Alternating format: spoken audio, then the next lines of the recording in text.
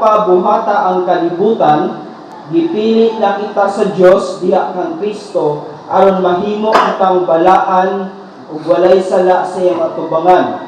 Dayon lain na sentence tungod sa gugma. Sa English nga version o sa ESV nga translation kay giklaro kayo ang hiya. Diin gipasabot ninyo siya sa ESV nga translation. Even as He chose us in Him, so nalay He. Even as He chose us in Him before the foundation of the world, that we should be holy and blameless before Him in love. So sa English, gi-state o giklaro ang pagsulat nga He, diin sa Bisaya kay wala na ito makita. Ang He diya kay nagpasabot sa Amahang Diyos. Diin makita na to sa English nga hubad. Diari, ningon siya ang nagpili kanato, siya ang nagtakda kanato, o siya ang nagpanalangin kanato. Ningon siya sa verse 4a, iyan ang ginabuhat ang katong pagpili sa wala pa buhata ang kalibutan. So, masabot na to niya ang iyahang pamaagi. So, dili lang kay kanira ang matagamtaman or ma-experience sa iyahang mga anak, himuon pagayod kaniyang balaan o walay sala. So, ano ang sugod sa pagpadayag sa Diyos sa iyang panalangin? Sa wala pa buhata ang kalibutan, nakahibalo na ang Diyos unsay mahitabo sa tanan. So, imagine, mabalik ka sa libro sa Genesis, wala pa'y mga kahoy, wala pa'y langit, wala pa'y yuta, dagat lang. Then sa ibabaw sa dagat, kaya ang balang Espiritu Santo nasa ibabaw.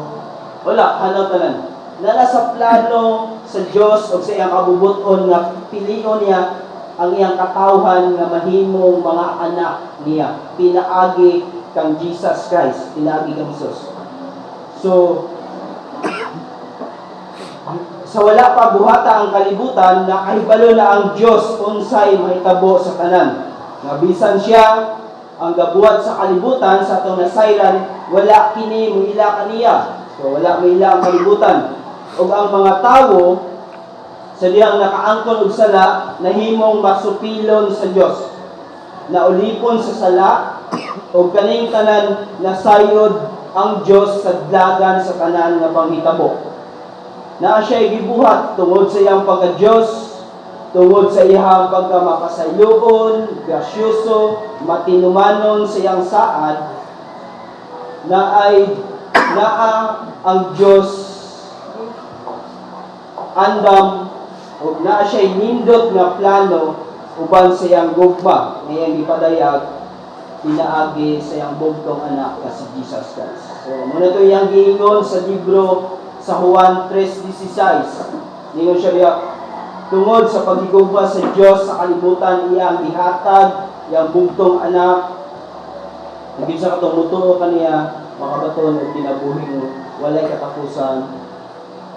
Dayon nindot kayo gipadayag ni Jesus Christ diya nga gugma kung atong masayran. Ningon siya diya sa iyang pagpakita sa gugma sa Diyos, diunsa niya pagpakita sa iyang pagpakita sa iyang gugma kay kinatibuk-an gyud nga gugma. Tanan walay exempted nga tawo nga iyang ginatagaan sa iyang gugma pinaagi sa iyang gibuhat dito sa cross. Ikaduha, ang gugma sa Dios kay naay ebidensya. Diin na ang iyang anak na si Kristo nagpakita sa gugma pinaagi sa pagbuhat ni atong pagpakamatay niya dito sa cross. Ang last nga gugma nga ginapakita kay mulahutay yun, walay pagkaundang, walay pagkawala na ay eternal nga gugma sa Ginoong Diyos. So mo to ang pagpakita sa gugma ni Ginoong Kristo na iyang ginapakita pinagi sa iyang anak. So balik ka sa itong pulong. Unsa maningbalaan ug walay sala sa iyang atubangan. Balik ka sa verse 4. Ningon siya diya, mahimo kitang balaan ug walay sala sa iyang atubangan. So, mismo tag balaan, matod sa iyang pulong, kay magpalahi ta sa mga pangkalibutanon nga buhat. Diin kanang mga buhata kay dili gyud na makapahimuot sa Ginoong Dios. Ang mga buhat sa kalibutan kay sukwahit gyud sa buhat or mga pamuhat sa atong Ginoong Dios. Mupakita ta sa mga maayong baruganan sa pagkabalaan. Ana ay pagka mapinungganon sab sa kaugalingon o mupahilayo gayod sa mga dautan o dili maayo. So walay sala sa iyang tubangan. Si Jesus Christ mao'y nagpasig uli sa matag usa ngadto sa Amahang Dios. Pinaagi sa iyang kamatayon dito sa cross sa Kalbaryo. Kita nato na sa Colosas 1:22. Basahan ng pulong. Siya ang nagpasig uli o si Jesucristo ang nagpasig uli sa matag usa ngadto sa atong Amahang Dios. Niyon siya sa pulong, apan karon gipasig uli na kamo sa Dios ngadto kaniya pinaagi sa kamatayon sa iyang anak aron makaatubang kamo kaniya nga balaan ug putli ug walay sala. Sinindot kayo ang iyang promeso nga gihatag ngadto sa iyang mga kanakan. Mupakita usab og kagawasan gikan sa mga sayop ug pagkadautan nga naningkamot nga mulikay sa sala nga mo'y angay lakon jud sa mga Kristohanon. Mo na diha nga gibalaan o magpakabalaan, magpalahi o walay sala sa iyang tubangan. So lesson unsay gibuhat sa Ginoong Dios. So sa atong masabot, gikan pa sa pagsugod sa kalibutan, sa pagama, sa kanan, lakip ang mga katawhan, kay dili gyud kaya sa usa ka tawo nga mahimong balaan o walay sala kung dili siya makaila kang Kristo Jesus. So ganahan ang Dios nga mahimo tang balaan sukad pa sinugdan sa iyang plano. Kanunay pod ang Dios patas galit sa iyang paghatag ug pagsakripisyo sa iyang ginabuhi didto sa pagpakamatay sa cross. Tanang tawo gyud ang ginatagaan niya sa gugma sa iyang pagpakita sa iyang ginabuhat dito sa cross. So ginatagaan pod sa Dios ang matag usa sa matag desisyon sa tawo. Unsay kabubuton sa tawo kung modawat ba sila ni Jesus o mosalikway ba sila ni Jesus Christ. Ana ang tagsa-tagsa katungod sa matag usa ka tawo. Verse 5, ningon siya sa atong pulong, daan ang gitakda sa Dios nga himuon kitang iyang mga anak pinaagi kang Kristo, pinaagi kang Hesukristo. Mao kini ang iyang kagustuhan sa pagtakda sa Dios sa matag usa sa iyang gihimong balaan ug walay sala. Pinaagi siyang anak nga mao si Hesukristo ug mao gyud ang iyang mao kini ang iyang kagustuhan. Niingon ang book o libro sa Roma 8:29-30,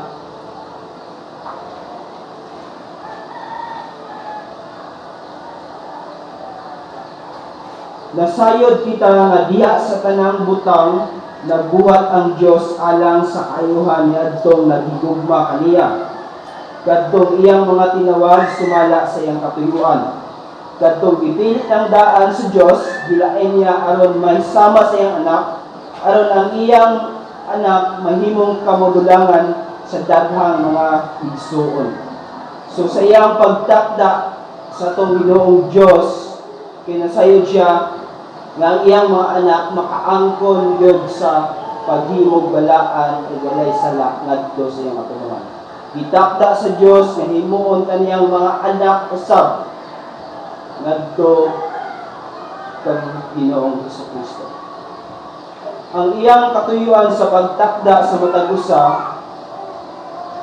kay mao tong mahimo tang anak pinaagi ni Jesucristo. So ani padaan nanay usa ka butang nga nahitabo or naangkon or nahimo sa matag usa sa iyang mga anakan. So ang pinakamaayong butang nga nahitabo usab sa usa ka tawo mao tong nahimo siyang anak ngadto kang Ginoong Jesucristo. So muna giingon niya diri sa verse 3 nga niingon siya nga makaangkon tag mga espirituhanon nga panalangin.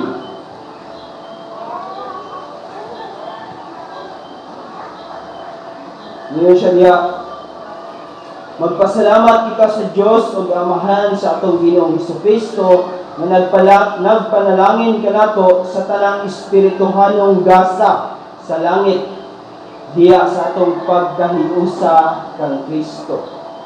So naay espirituhanon nga panalangin ug naapoy mga pisikanon nga panalangin.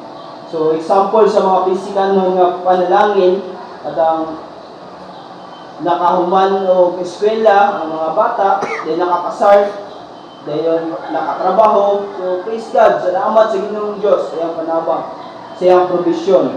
Dahil naatay nindot nga balay, sakyanan.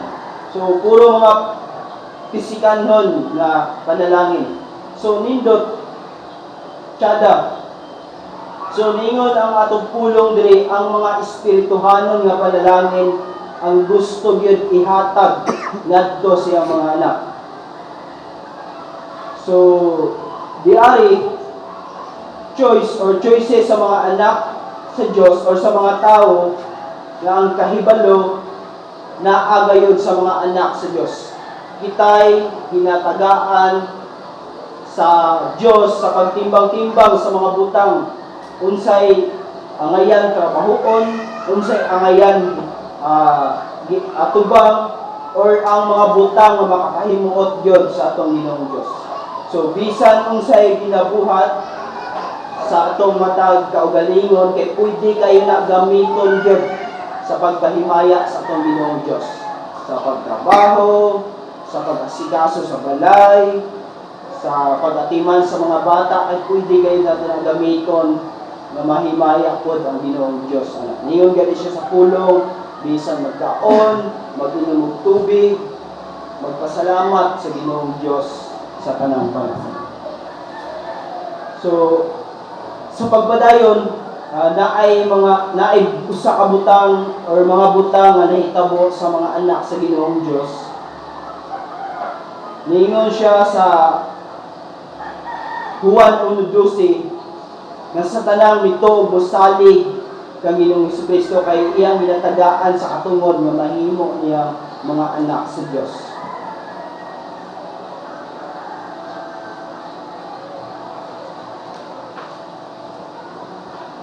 %, ginapasaylo pod ang atong tanang mga sala.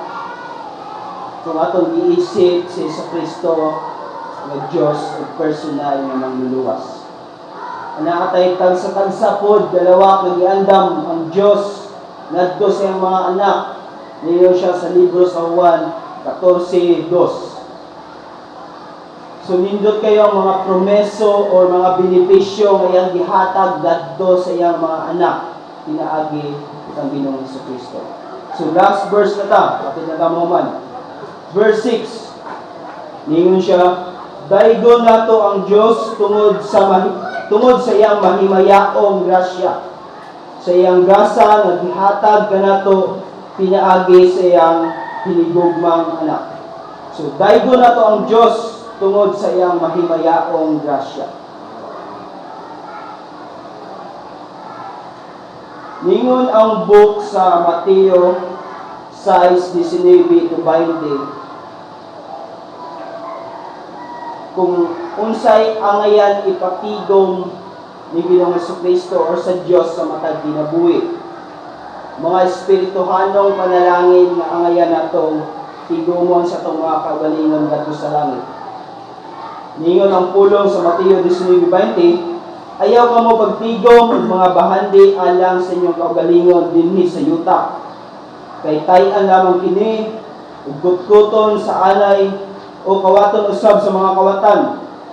pagtigo Ginoon ug mga bahandi alang sa iyong kaugalingon didto sa langit. Din walay taya ug anay nga makakutkot niini ug walay kawatan nga makakawat niini. So ano yung mga espirituhanong panalangin nga gusto sa Dios ipatigo? Munang pinaagi kang Jesus Christ ana ay kasiguruhan sa kaluwasan nga gikan kang Hesus. Na atay access sa Dios pinaagi sa pag-ampo uban sa Balang Espiritu Santo. Kaalam sa mga espirituhanon nga butang aron ta makasabot pod sa iyang pulong sa iyang Biblia. Grasya nga panalangin nga atong naangkon gikan kang Kristo Hesus nga mao ang nagluwas kanato. Ana atay mahimayaong lawas nga maangkon buhon dito sa langit. Ug ang panglas kay nahisulat ang atong mga pangalan sa libro sa kinabuhi. Sinindot kayo ang mga espirituhanon nga panalangin nga ginatudlo sa Dios kanato unsay angayan atong ibutang or ipunon sa atong mga kaugalingon. Ginatudloan ta ni Jesus karon ang pagpanibason sa espirituhanon nga bahin umuy atong ang punon sa tumatag kaugalingon. Di matod ba sa itong ginabasa na makaplagan na rin nato na nagto ang Ginoong Jesucristo sumala sa iyong kamulong. So, lesson na naangkon yung tanan nato or naangkon ang tanan ngadto sa iyang mga anak o mga magtotoo o sa mga niluwas na katawhan sa Dios naangkon ning tanan nga mga espirituhanon nga panalangin. So, mutapos ko aning ilustrasyon, usa ka illustration, dali ra kayo itong pulong. So, usahay, mamisyos na to ang paggamit sa panalangin sa Ginoong Diyos sa atong matag kinabuhi. Diin, na story na usa ka tigulang nga dato kayo. Di na siya tulo ka anak, mapuros po, mga dato, mga bilinaryo. Diin, birthday atong sa kagulang.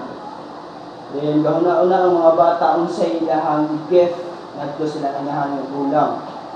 So, ang kinamagulangan, kinaguna-una siya nga akong atagan, akong inahan, o mga balay o yuta. So, nindot kayo mabalay, yuta. Then ay kadua, igaw na siya nga iyang regaluhan o pinakamahal na sakyanan. So iyang gihatag sa mga. Then ang katulo, ang pinamanghuran, naguna-una siya kung sa iyang gift, kung sa iyang regalo ngadto sa inahan. Na may balay, yuta, na may sakyanan. So guna-una siya. One time sa iyang suroy-suroy, nakakita siya kanang parot dito sa cage na ginabaligya. So, yun siya nga ako ni paliton, kaya nakabalo ko siya nga kabal daghan na memorize ang parot o mga bersikulo. So, gihatag niya sa inahan ang gatong parot nga daghan o na-memorize ang bersikulo. So, ginabangutan ang inahan na asa maka nalipay sa mga regalo nga ginahatag sa mga anak. So, sa ikaduha, ningon siya nga balay o yuta. Okay naman po, kaya na naman po ko'y balay. So, pwede rin tayo nga. Wala nang tato. So, dili kayo siya satisfied. Ikaduha, sakyanan, hindi kayo sakyanan, bag o. Ngayon siya nga, dili ka po ko makasuri-suroy. Kulang naman po ko. So, okay ra ko do. Maray sakyanan, o wala rin sakyanan. Ikatulo, ningon siya sa, ningon tong iyang kinamanglan, Nay, kamusta man akong binahatag diya kanimo? Nga siya, salamat kayo dong. Nindot kaya mong girigalo, kay tampis kay sabaw. Iyang giihaw. So, na-miss, usahay, ang padalangin sa Ginoong Diyos nga binahatag nato kay ma-miss use na to gamit. Nindot kayo, kung unsay naangko na to nga espirituhanong butang sa itong kagalingon kay magamit ko na to alang yun sa pagpahimaya sa Ginoong Diyos. So, lami kayo nga ang atong mga naangkon, nga benepisyo o espirituhanon nga panalangin nga naangkon nato sa Dios pinaagi kang Ginoong Jesucristo kay magamit ginato sa pagpahimaya sa paglingon ng Dios.